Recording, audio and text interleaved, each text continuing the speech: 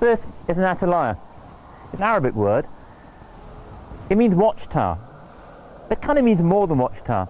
It was built here by the Moors, just north of Madrid, when over those mountains they were confronting the Christian kingdoms. Now, they didn't just fight the Christians, they traded with the Christians as well. So the Christians for them were both an opportunity and a threat.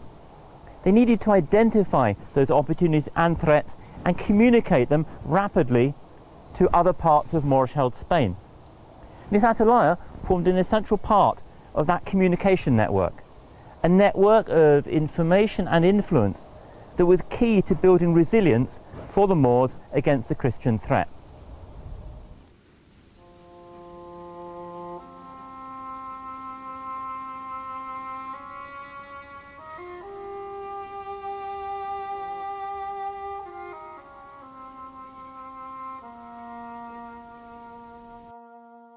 Like the Moors, we live in a world of opportunity and risk.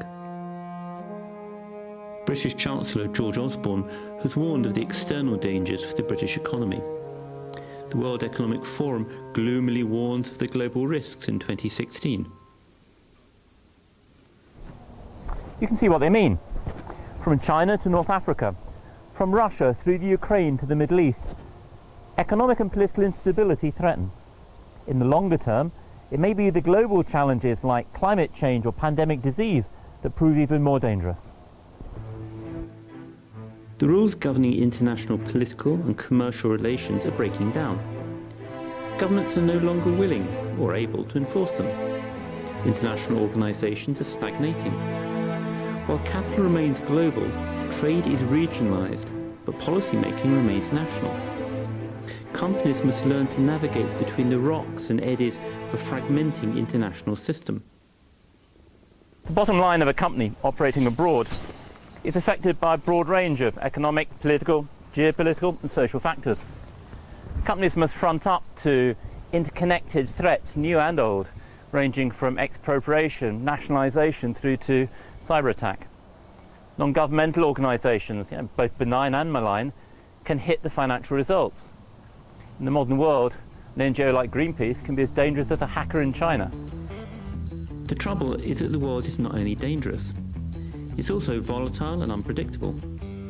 It's important to understand the political and economic factors that shape the international business environment, but this cannot translate into certain prediction. 5%. We're down over 16%. We're in the last days of this country surviving.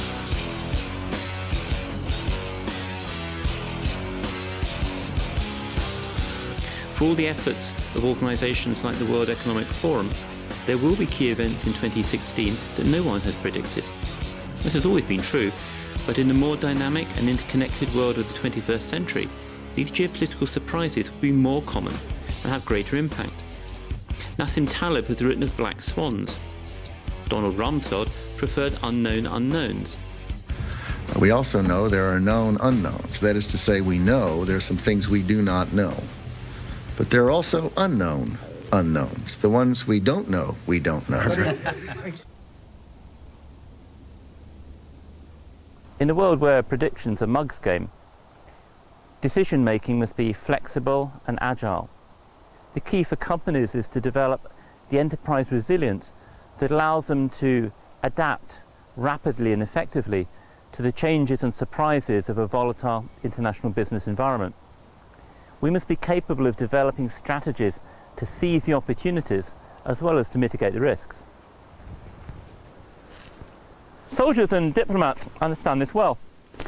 They're used to taking decisions in conditions of uncertainty or with imperfect knowledge. As the Prussian Field Marshal von Moltke said in the 19th century, no plan survives first contact with the enemy. And in the highly volatile business environment of the 21st century, we must learn to do the same.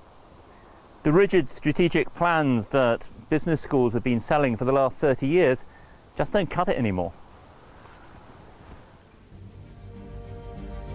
Businesses must develop resilience to survive and thrive in a volatile and dynamic world. We can no longer rely on governments to do it for us, but we can learn from the techniques and mindset of the government diplomat. The core of resilience lies in developing networks of influence and information. We must cultivate the key government and non-government stakeholders who shape how political, economic and social factors impact on our business. These networks allow us to put together flexible coalitions to seize the opportunities and mitigate the threats the world throws at us. In the 21st century, every business executive must be a diplomat. The Moors tried to use their network of atalaya, both up there to the north and going further to the south, to generate the resilience they needed to confront the challenge posed by the Christians. In the end, the network was too rigid, and the Christians took the rest of Spain towards the end of the 15th century.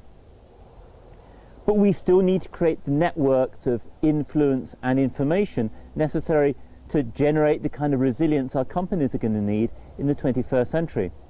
Our networks will not be physical, rather they'll be networks of stakeholders in the broadest sense. And we're going to need to identify these stakeholders and understand their motivations to make those networks work. And that's going to require us to develop the empathy to see their point of view. Empathy is going to join resilience as one of the buzzwords of business in the 21st century. And we must make sure that we take full advantage of the social media and the new technologies that will enable us to develop these highly flexible and adaptable networks.